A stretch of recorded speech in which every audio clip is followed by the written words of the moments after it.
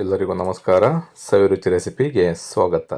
ನಾನಿವತ್ತು ದಾವಣಗೆರೆ ಬೆಣ್ಣೆ ದೋಸೆಯನ್ನು ಗರಿಗರಿಯಾಗಿ ಹೋಟೆಲ್ ಶೈಲಿನಲ್ಲಿ ಮನೆಯಲ್ಲೇ ಯಾವ ರೀತಿ ಮಾಡ್ಕೋಬೋದು ಅನ್ನೋದನ್ನು ಸುಲಭವಾಗಿ ತೋರಿಸ್ತಾ ಇದ್ದೀನಿ.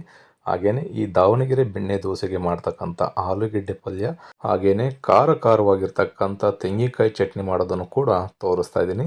ನಾನು ತೋರಿಸ್ತಕ್ಕಂಥ ವಿಧಾನದಲ್ಲಿ ಮಾಡಿಕೊಂಡ್ರೆ ನಿಮಗೂ ಕೂಡ ಗರಿಗರಿಯಾಗಿರ್ತಕ್ಕಂಥ ದಾವಣಗೆರೆ ಬೆಣ್ಣೆ ದೋಸೆ ಹೋಟೆಲ್ ಶೈಲಿನಲ್ಲಿ ಮನೆಯಲ್ಲೇ ನೀವು ಕೂಡ ಮಾಡ್ಕೋಬೋದು. ತುಂಬ ರುಚಿಯಾಗಿರುತ್ತೆ. ಬನ್ನಿ, ದಾವಣಗೆರೆ ಬೆಣ್ಣೆ ದೋಸೆನ ಮಾಡಲಿಕ್ಕೆ ಏನೇನು ಪದಾರ್ಥಗಳು ಬೇಕು, ಎಷ್ಟು ಪ್ರಮಾಣದಲ್ಲಿ ಬೇಕು ಅನ್ನೋದನ್ನು ನೋಡ್ಕೊಳ್ಳೋಣ. ನಾನಿಲ್ಲಿ ಒಂದು ಬೌಲ್ನ ತೊಗೊಂಡು ಇದಕ್ಕೆ 3 ಕಪ್ಪಿನಷ್ಟು ರಾ ರೈಸ್ನ ತೊಗೊಳ್ತಾ ಇದ್ದೀನಿ. ನೀವು ಯಾವ ರಾ ರೈಸ್ ಬೇಕಾದರೂ ನೀವು ತೊಗೋಬೋದು. ನಾನಿಲ್ಲಿ ಭಾರತ್ ಅಕ್ಕಿ ಬರುತ್ತಲ್ಲ, ಆ ಭಾರತ್ ಅಕ್ಕಿನ ಹಾಕ್ಕೊಂಡಿದ್ದೀನಿ. ನೀವು ರೇಷನ್ ಅಕ್ಕಿ ಬೇಕಿದ್ರೂ ಸೇರಿಸ್ಕೋಬೋದು. ಅದೇ ಕಪ್ಪಲ್ಲಿ ನಾನೀಗ 1 ಕಪ್ಪಿನಷ್ಟು ಉದ್ದಿನಬೇಳೆನ ಹಾಕ್ಕೊಂಡಿದ್ದೀನಿ. ಅರ್ಧ ಕಪ್ಪಿನಷ್ಟು ಅವಲಕ್ಕಿನ, ಗಟ್ಟಿ ಅವಲಕ್ಕಿನ ಸೇರಿಸ್ಕೊಳ್ತಾ ಇದ್ದೀನಿ. 1/4 ಟೀ ಸ್ಪೂನಷ್ಟು ಮೆಂತ್ಯ ಕಾಳನ್ನು ಸೇರಿಸ್ಕೊಳ್ತಾ ಇದ್ದೀನಿ. 3 ಕಪ್ಪು ಅಕ್ಕಿಗೆ 1 ಕಪ್ಪಿನಷ್ಟು ಉದ್ದಿನಬೇಳೆ, ಅರ್ಧ ಕಪ್ಪಿನಷ್ಟು ಅವಲಕ್ಕಿ, 1/4 ಟೀ ಸ್ಪೂನಷ್ಟು ಮೆಂತ್ಯ ಕಾಳನ್ನು ಸೇರಿಸ್ಕೊಂಡು ಇದಕ್ಕೆ ನೀರನ್ನು ಬೆರೆಸಿ ಒಂದು 3ರಿಂದ 4 ಬಾರಿ ನಾವು ಚೆನ್ನಾಗಿ ತೊಳಿಬೇಕಾಗತ್ತೆ. ಅಕ್ಕಿ ಮತ್ತು ಉದ್ದಿನಬೇಳೆನಲ್ಲಿ ಪೌಡ್ರ್ ಜಾಸ್ತಿ ಇರುತ್ತೆ ನೋಡಿ. ಈ ರೀತಿಯಲ್ಲಿ ನೀರು ತಿಳಿಯಾಗಿ ಕಾಣಬೇಕು, ಅಲ್ಲಿವರೆಗೂ ಚೆನ್ನಾಗಿ ತೊಳೆದು ಇದನ್ನು ಒಂದು 5ರಿಂದ 6 ಗಂಟೆಗಳ ಕಾಲ ನೆನೆಸ್ಬೇಕಾಗತ್ತೆ. ಈಗ ಮಧ್ಯಾಹ್ನ 1 ಗಂಟೆಗೆ ನಾನು ನೆನೆಸಿಟ್ಕೊಳ್ತಾ ಇದ್ದೀನಿ. ಈಗ ಸಂಜೆ 7 ಗಂಟೆ ಆಗಿದೆ. ಬನ್ನಿ ನೋಡೋಣ. ಅಕ್ಕಿ ಮತ್ತು ಉದ್ದಿನಬೇಳೆ ಎಲ್ಲ ಚೆನ್ನಾಗಿ ನೆಂದಿದೆ. ಇವಾಗ ಈ ನೀರನ್ನು ನಾವು ಸಪರೇಟಾಗಿ ತೆಗಿಬೇಕಾಗತ್ತೆ. ಅದಾದಮೇಲೆ ಈ ಅಕ್ಕಿ ಉದ್ದಿನಬೇಳೆನೆಲ್ಲ ಮಿಕ್ಸಿ ಜಾರ್ಗೆ ಸೇರಿಸ್ಕೊಂಡು ರುಬ್ಕೋಬೇಕಾಗತ್ತೆ. ರುಬ್ಬೋದಕ್ಕಿಂತ ಮುಂಚೆ ಮತ್ತೆ 2 ಪದಾರ್ಥಗಳನ್ನ ನಾವು ಇದಕ್ಕೆ ಸೇರಿಸ್ಕೋಬೇಕು. ಈ ರೀತಿ ಅಕ್ಕಿನ ಮಿಕ್ಸಿ ಜಾರ್ಗೆ ಸೇರಿಸಿ ಆದಮೇಲೆ ರುಚಿಗೆ ತಕ್ಕಷ್ಟು ಉಪ್ಪನ್ನು ಕೂಡ ನಾವು ಇವಾಗಲೇ ಸೇರಿಸ್ಕೋಬೇಕಾಗತ್ತೆ.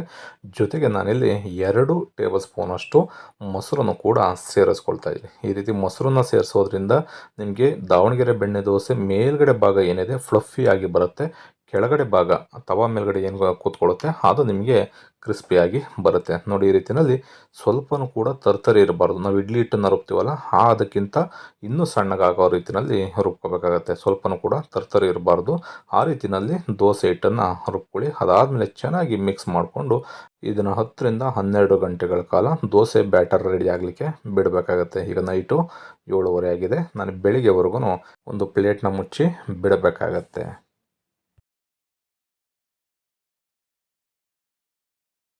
ಈಗ ಬೆಳಿಗ್ಗೆ 8 ಗಂಟೆ ಆಗಿದೆ. ನೋಡೋಣ ಬನ್ನಿ. ಹಿಟ್ಟು ನೋಡಿ ಎಷ್ಟು ಸಾಫ್ಟಾಗಿ ಇದೆ ಅಂತ. ಇದು ಮಾಮೂಲಿ ಹಿಟ್ಟು ಥರ ಜಾಸ್ತಿ ಒದಗಿ ಬರೋದಿಲ್ಲ. ಈ ರೀತಿಯಲ್ಲಿ ಚೆನ್ನಾಗಿ ಸ್ವಲ್ಪ ಮಿಕ್ಸ್ ಮಾಡ್ಕೊಳ್ಳಿ. ಇದಕ್ಕೆ ಬೇಕೆಂದರೆ ನಿಮಗೆ ದೋಸೆ ಕಲರ್ ಜಾಸ್ತಿ ಬರಬೇಕು ಅಂದರೆ ಸ್ವಲ್ಪ ಒಂದು 1/4 ಟೀ ಸ್ಪೂನಷ್ಟು ಸಕ್ಕರೆನ ಪುಡಿ ಮಾಡ್ಕೊಂಡು ಸೇರಿಸ್ಕೊಳ್ಳಿ, ಅಥವಾ ಸಕ್ಕರೆನ ಹಾಗೆ ಸೇರಿಸ್ಕೊಂಡು ಒಂದು 10ರಿಂದ 15 ನಿಮಿಷ ಬಿಟ್ಬಿಟ್ರೆ ನಿಮಗೆ ಕಲ್ಲರು ಕೂಡ ತುಂಬ ಚೆನ್ನಾಗಿ ಬರುತ್ತೆ.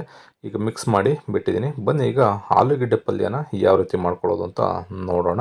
ನಾನಿಲ್ಲಿ ಒಂದು 3 ಆಲೂಗೆಡ್ಡೆನ ಒಂದು 5ರಿಂದ 6 ವಿಷಲ್ ಕುಕ್ಕರ್ಗೆ ಸೇರಿಸ್ಕೊಂಡು ಕೂಗಿಸ್ಕೊಂಡಿದ್ದೀನಿ. ಇವಾಗ ಈ ಸಿಪ್ಪೆನ ತೆಗೆದು ಇದನ್ನು ಸ್ವಲ್ಪ ಮ್ಯಾಶ್ ಮಾಡ್ಕೋಬೇಕಾಗತ್ತೆ ನೋಡಿ. ಈಗ 3 ಆಲೂಗೆಡ್ಡೆನ ಸಿಪ್ಪೆನ ತೆಗೆದಿದ್ದೀನಿ. ಈ ರೀತಿ ಸ್ವಲ್ಪನೂ ಕೂಡ ದಪ್ಪ ಇರಬಾರ್ದು ಆಲೂಗೆಡ್ಡೆ. ಆ ರೀತಿಯಲ್ಲಿ ಕಂಪ್ಲೀಟಾಗಿ ಇದನ್ನು ಮ್ಯಾಶ್ ಮಾಡ್ಕೊಳ್ಳಿ. ಈ ರೀತಿ ಆಲೂಗೆಡ್ಡೆನ ಮ್ಯಾಶ್ ಮಾಡಿ ಆದ ನಂತರ ಒಂದು ಫ್ರೈ ಪ್ಯಾನ್ನ ತೊಗೊಂಡು ಇದಕ್ಕೆ 1 ಕಪ್ಪಿನಷ್ಟು ನೀರನ್ನು ಸೇರಿಸ್ಕೋಬೇಕಾಗತ್ತೆ. ನೀರು ಸ್ವಲ್ಪ ಬಿಸಿ ಆಗ್ತಿದ್ದಾಗೇ ಇದಕ್ಕೆ 3 ಈರುಳ್ಳಿನ ಕಟ್ ಮಾಡಿ ಸೇರಿಸ್ಕೊಳ್ತಾ ಇದ್ದೀನಿ. ನೀವು ಈ ರೀತಿ ಬೇಕಾದ್ರೂ ಕಟ್ ಮಾಡ್ಕೋಬೋದು, ಸ್ಲೈಸ್ ಆಗಬೇಕಾದ್ರೂ ಕಟ್ ಮಾಡ್ಕೋಬೋದು. ಇದಕ್ಕೆ ನಾನೀಗ 5 ಹಸಿಮೆಣ್ಸಿಕಾಯಿನ ಸೇರಿಸ್ಕೊಳ್ತಾ ಇದ್ದೀನಿ. ಹಸಿಮೆಣ್ಸಿಕಾಯಿ ನಿಮಗೆ ತೆಂಗಿನಕಾಯಿ ಚಟ್ನಿ ಮಾಡಲಿಕ್ಕೆ ಬೇಕಾಗುತ್ತೆ. ಈ ಈರುಳ್ಳಿ ಜೊತೆಯಲ್ಲಿ ಹಸಿಮೆಣ್ಸಿಕಾಯಿನ ಸೇರಿಸ್ಕೊಂಡು ಈಗ ನಾವು 1 ಕಪ್ ನೀರು ಸೇರಿಸಿದ್ದೇವಲ್ಲ, ಅದು ಕಂಪ್ಲೀಟಾಗಿ ನೀರು ಡ್ರೈ ಆಗಬೇಕು. ಅಲ್ಲಿವರೆಗೂ ಲೋ ಫ್ಲೇಮ್ ಅಥವಾ ಮೀಡಿಯಂ ಫ್ಲೇಮ್ನಲ್ಲಿ ಒಂದು 4ರಿಂದ 5 ನಿಮಿಷಗಳ ಕಾಲ ಚೆನ್ನಾಗಿ ನಾವು ಈರುಳ್ಳಿ ಮತ್ತು ಹಸಿಮೆಣ್ಸಿಕಾಯಿನ ಬೇಯಿಸ್ಕೋಬೇಕಾಗತ್ತೆ. ಈ ರೀತಿ ಮಧ್ಯ ಸ್ವಲ್ಪ ತಿರುಗಿಸಿ ನಾವು ಬೇಯಿಸ್ಕೋಬೇಕು. ಒಂದು 4ರಿಂದ 5 ನಿಮಿಷ ಆಗ್ತಿದ್ದಾಗೆ ಕಂಪ್ಲೀಟಾಗಿ ನೀರೆಲ್ಲ ಡ್ರೈ ಆಗುತ್ತೆ. ಆವಾಗ ನಾವು ಹಸಿಮೆಣ್ಸಿಕಾಯಿನ ಸಪ್ರೇಟಾಗಿ ತೆಗೆದಿಟ್ಕೋಬೇಕಾಗುತ್ತೆ ನೋಡಿ. ಈಗ ನೀರೆಲ್ಲ ಕಂಪ್ಲೀಟಾಗಿ ಡ್ರೈ ಆಗಿದೆ. ಈಗ ಸ್ಟವ್ನ ಆಫ್ ಮಾಡಿಕೊಂಡು ಈ ಮೆಣಸಿಕಾಯಿನ ನಾವು ಸಪ್ರೇಟಾಗಿ ತೆಕ್ಕೋಬೇಕಾಗತ್ತೆ.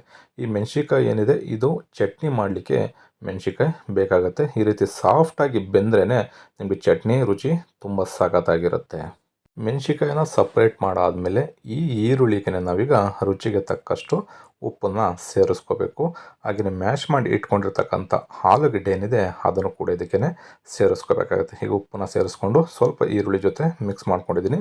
ಈಗ ಆಲೂಗಡ್ಡೆನ ಸೇರಿಸ್ಕೊಂಡು ಅದನ್ನು ಅಷ್ಟೇ ಈರುಳ್ಳಿ ಜೊತೆಯಲ್ಲಿ ಚೆನ್ನಾಗಿ ಬೆರಿಬೇಕು. ಆಲೂಗಡ್ಡೆ ಆ ರೀತಿಯಲ್ಲಿ ಚೆನ್ನಾಗಿ ಮಿಕ್ಸ್ ಮಾಡ್ಕೊಳ್ಳಿ. ಈ ರೀತಿ ಮಾಡಿಕೊಂಡ್ರೆ ದಾವಣಗೆರೆ ಬೆಣ್ಣೆ ದೋಸೆಗೆ ಆಲೂ ಪಲ್ಯ ರೆಡಿ ಆಗುತ್ತೆ. ನೀವು ಎಲ್ಲೇ ಹೋದ್ರೂ ಹೋಟೆಲ್ಗಳಲ್ಲಿ ಆಲೂಗಡ್ಡೆ ಪಲ್ಯನ ದಾವಣಗೆರೆ ಬೆಣ್ಣೆ ದೋಸೆಗೆ ಸ್ಪೆಷಲ್ಲಾಗಿ ಇದೇ ರೀತಿ ಮಾಡಿಕೊಡ್ತಾರೆ. ಮಸಾಲೆ ದೋಸೆಗಾದರೆ ನಾವು ಬೇರೆ ರೀತಿ ಮಾಡ್ತೀವಿ. ದಾವಣಗೆರೆ ಬೆಣ್ಣೆ ದೋಸೆಗಾದರೆ ಈ ರೀತಿಯಲ್ಲೇ ಆಲೂಗಡ್ಡೆ ಪಲ್ಯನ ರೆಡಿ ಮಾಡ್ಕೋಬೇಕು.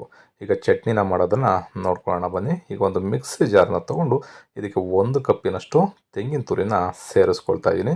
ಹಾಗೆಯೇ ನಾವು ಬೇಯಿಸಿ ಇಟ್ಕೊಂಡಿರ್ತಕ್ಕಂಥ 5 ಹಸಿಮೆಣಸಿನ್ಕಾಯಿ ಏನಿದೆ ಈರುಳ್ಳಿ ಜೊತೆ ಬೇಯಿಸ್ಕೊಂಡ್ವಲ್ಲ ಅದನ್ನು ಕೂಡ ಇದಕ್ಕೆ ಸೇರಿಸ್ಕೋಬೇಕು.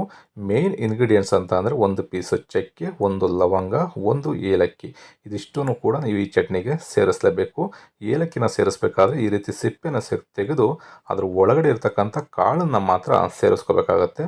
ಈಗ ರುಚಿಗೆ ತಕ್ಕಷ್ಟು ಉಪ್ಪನ್ನು ಸೇರಿಸ್ಕೊಂಡು ನೀರನ್ನು ಬೆರೆಸ್ತೇನೆ ತರತರಿಯಾಗಿ ಸ್ವಲ್ಪ ರುಬ್ಕೋಬೇಕಾಗತ್ತೆ. ನೀವು ಕೊತ್ತಂಬರಿ ಸೊಪ್ಪನ್ನು ಬೇಕಿದ್ರೆ ಸ್ವಲ್ಪ ಸೇರಿಸ್ಕೋಬೋದು. ಈ ರೀತಿ ತರತರಿಯಾಗಿ ರುಬ್ಬಿ ಆದ ನಂತರ ಸ್ವಲ್ಪ ನೀರನ್ನು ಬರೆಸಿ ಮತ್ತೆ ಒಂದು 10 ಸೆಕೆಂಡ್ಗಳ ಕಾಲ ನಾವು ತರತರಿಯಾಗಿಯೇ ರುಬ್ಕೋಬೇಕು. ತುಂಬ ಜಾಸ್ತಿ ನುಣ್ಣಗಾಗಬಾರ್ದು ಚಟ್ನಿ. ನೋಡಿ ಈ ಅದಕ್ಕೆ ಗಟ್ಟಿಗೆ ತರತರಿಯಾಗಿ ಚಟ್ನಿ ಇರಬೇಕು. ದಾವಣಗೆರೆ ಬೆಣ್ಣೆ ದೋಸೆಗೆ ಈ ರೀತಿ ಹಾಲು ಪಲ್ಯ ಚಟ್ನಿ ಇದ್ರೇ ಅದು ಸ್ಪೆಷಲ್ ಆಗಿರುತ್ತೆ. ಈಗ ಬನ್ನಿ ಬೆಣ್ಣೆ ದೋಸೆನ ಯಾವ ರೀತಿ ಮಾಡ್ಕೊಳ್ಳೋದು ಅಂತ ನೋಡೋಣ. ನಾನು ತವಾನ ಬಿಸಿಯಾಗಲಿಕ್ಕೆ ಇಟ್ಕೊಂಡಿದ್ದೀನಿ. ಈ ರೀತಿ ನೀರನ್ನು ತಾಕಿಸ್ಕೊಂಡು ಕಂಪ್ಲೀಟಾಗಿ ಆ ನೀರನ್ನೆಲ್ಲ ನೀಟಾಗಿ ಕ್ಲೀನ್ ಮಾಡ್ಕೋಬೇಕಾಗುತ್ತೆ. ಅದಾದಮೇಲೆ ನಾವು ದೋಸೆನ ಹಾಕಿದ್ರೆ ದೋಸೆ ಸ್ಟ್ರಕ್ಚರ್ ಅಷ್ಟೇ ಕೆಳಗಡೆ ಭಾಗದಲ್ಲಿ ತುಂಬ ಚೆನ್ನಾಗಿ ಬರುತ್ತೆ. ನಾವು ಎಣ್ಣೆ ಅಥವಾ ಜಿಡ್ಡಿದ್ದಾಗ ದೋಸೆನ ಹಾಕ್ಬಿಟ್ರೆ ಕೆಳಗಡೆ ಚೆನ್ನಾಗಿ ಅಷ್ಟು ಬರಲ್ಲ. ಮಸಾಲೆ ದೋಸೆ ರೀತಿಯಲ್ಲಿ ನಾವು ತವಾ ಫುಲ್ಲು ಈ ದೋಸೆನ ಹಾಕ್ಕೋಬಾರ್ದು. ಸ್ವಲ್ಪ ಈ ರೀತಿಯಲ್ಲಿ ಬೆಳೆದಾದ ನಂತರ ಇದ್ರ ಮೇಲ್ಗಡೆ ಬೆಣ್ಣೆನ ಎಲ್ಲ ಕಡೆನೂ ಸೇರಿಸ್ಕೋಬೇಕಾಗತ್ತೆ. ನೀವು ಬೆಣ್ಣೆ ಬೇಕಿದ್ರೆ ಧಾರಾಳವಾಗಿ ಎಷ್ಟು ಬೇಕಾದ್ರೂ ಜಾಸ್ತಿ ಬೇಕಾದ್ರೂ ನೀವು ಸೇರಿಸ್ಕೋಬಹುದು. ಈ ರೀತಿ ಬೆಣ್ಣೆನ ಸೇರಿಸಿ ಈ ದೋಸೆನ ಮಾಡಿದ್ರೇ ರುಚಿ ಸಖತ್ತಾಗಿರುತ್ತೆ. ಒಂದು ಸಲ ಈ ಬೆಣ್ಣೆ ದೋಸೆನ ಮನೆಯಲ್ಲಿ ಮಾಡಿ ತಿನ್ಬಿಟ್ರೆ ಪದೇ ಪದೇ ವಾರದಲ್ಲಿ 1 ರಿಂದ 2 ಬಾರಿ ಅಂತೂ ಮಾಡ್ತಾನೆ ಇರ್ತೀರ. ಅಷ್ಟು ಸಖತ್ತಾಗಿರುತ್ತೆ. ನೋಡಿ ಈಗ ಬೆಣ್ಣೆ ಎಲ್ಲ ಕಡೆನೂ ಕೂಡ ಬೆರಿಬೇಕು. ಆ ರೀತಿಯಲ್ಲಿ ಸ್ವಲ್ಪ ಸ್ಪ್ರೆಡ್ ಮಾಡ್ಕೊಳ್ಳಿ. ಈ ರೀತಿ ಬೆಣ್ಣೆನ ಸೇರಿಸಿ ಆದಮೇಲೆ ಚೆನ್ನಾಗಿ ಇದು ಮೀಡಿಯಮ್ ಫ್ಲೇಮ್ ಅಥವಾ ಲೋ ಫ್ಲೇಮ್ನಲ್ಲಿ ಇಟ್ಕೊಂಡೆ ನೀವು ದೋಸೆನ ಬೇಯಿಸ್ಕೋಬೇಕು. ನೋಡಿ ಈಗ ಮೇಲ್ಗಡೆ ಎಲ್ಲ ಫ್ಲಫಿಯಾಗಿ ಬಂದಿದೆ. ಈಗ ರೋಸ್ಟ್ ಆಗಬೇಕಂತಂದರೆ ಲೋ ಫ್ಲೇಮ್ನಲ್ಲೇ ಒಂದು 3 ರಿಂದ 4 ನಿಮಿಷಗಳ ಕಾಲ ಚೆನ್ನಾಗಿ ಬೇಯಿಸ್ಕೊಳ್ಳಿ ಒಂದು ಭಾಗದಲ್ಲಿ. ಅದಾದಮೇಲೆ ಈ ರೀತಿ ತಿರುಗಿಸಿ ಒಂದು ಅರ್ಧ ನಿಮಿಷ ಬೇಯಿಸ್ಕೊಂಡ್ರೆ ಸಾಕು. ತುಂಬ ಜಾಸ್ತಿ ಬೇಯಿಸೋದಕ್ಕೆ ಹೋಗಬಾರ್ದು. ಒಂದು ಅರ್ಧ ನಿಮಿಷ ಬೇಯಿಸಿ ಮತ್ತೆ ಅದನ್ನು ತಿರುಗಿಸಿ ಕ್ರಿಸ್ಪಿ ಬರೋವರೆಗೂ ಮತ್ತೆ 1-2 ನಿಮಿಷ ಲೋ ಫ್ಲೇಮ್ನಲ್ಲಿ ಬೇಯಿಸ್ಕೊಳ್ಳಿ. ಆಗ ಕೆಳಗಡೆ ಭಾಗ ಕಂಪ್ಲೀಟಾಗಿ ಕ್ರಿಸ್ಪಿಯಾಗಿ ಬರುತ್ತೆ. ನೋಡಿ ಎಷ್ಟು ಸಖತ್ತಾಗಿ ಕಲರ್ಫುಲ್ ಆಗಿರ್ತಕ್ಕಂಥ ದಾವಣಗೆರೆ ಬೆಣ್ಣೆ ದೋಸೆ ಮನೆಯಲ್ಲೇ ರೆಡಿಯಾಗಿದೆ ಅಂತ. ಈ ಕಡೆ ಭಾಗದಲ್ಲಿ ಫ್ಲಫಿ ಆಗಿರುತ್ತೆ, ಕೆಳಗಡೆ ಭಾಗದಲ್ಲಿ ಕ್ರಿಸ್ಪಿ ಆಗಿರುತ್ತೆ. ಈಗ ಒಂದು ಪ್ಲೇಟ್ಗೆ ಇದನ್ನು ಸರ್ವ್ ಮಾಡ್ಕೊಳ್ಳೋಣ. ನಾನು ಇನ್ನೊಂದು ದೋಸೆನ ಹಾಕಿ ತೋರಿಸ್ತಾ ಇದ್ದೀನಿ. ನೋಡ್ಬೋದು ಇದನ್ನು ಜಾಸ್ತಿ ನಾನು ಕ್ರಿಸ್ಪಿಯಾಗಿ ಮಾಡ್ಕೊಂಡಿದ್ದೀನಿ. ಅಂದರೆ ಲೋ ಫ್ಲೇಮ್ನಲ್ಲೇ ಒಂದು 4 ರಿಂದ 5 ನಿಮಿಷಗಳ ಕಾಲ ನೀವು ಬಿಟ್ಬಿಟ್ರೆ ಈ ರೀತಿ ಕ್ರಿಸ್ಪಿ ಆದಂಥ ದೋಸೆನೂ ಕೂಡ ರೆಡಿ ಆಗುತ್ತೆ. ಈ ವಿಧಾನದಲ್ಲಿ ನೀವು ಕೂಡ ಮನೆಯಲ್ಲಿ ಒಂದು ಸಲ ಟ್ರೈ ಮಾಡಿ. ಇದೇ ಥರ ದೋಸೆ ನಿಮಗೂ ಕೂಡ ಮನೆಯಲ್ಲಿ ರೆಡಿ ಆಗುತ್ತೆ. ಈ ರೆಸಿಪಿ ನಿಮಗೆ ಇಷ್ಟ ಆಯಿತು ಅಂತ ಅಂದ್ಕೊಳ್ತೀನಿ. ಇಷ್ಟ ಆಗಿದ್ದರೆ ಆದಷ್ಟು ಜನಕ್ಕೆ ಶೇರ್ ಮಾಡಿ. ಇನ್ನೂ ಹೊಸದಾಗಿ ನಮ್ಮ ಚಾನಲ್ನ ನೋಡ್ತಾ ಇರ್ತಕ್ಕಂಥವ್ರು ಯಾರಾದರೂ ಸಬ್ಸ್ಕ್ರೈಬ್ ಮಾಡ್ಕೊಂಡಿಲ್ಲ ಅಂತಂದರೆ ಸಬ್ಸ್ಕ್ರೈಬ್ ಮಾಡ್ಕೊಳ್ಳಿ.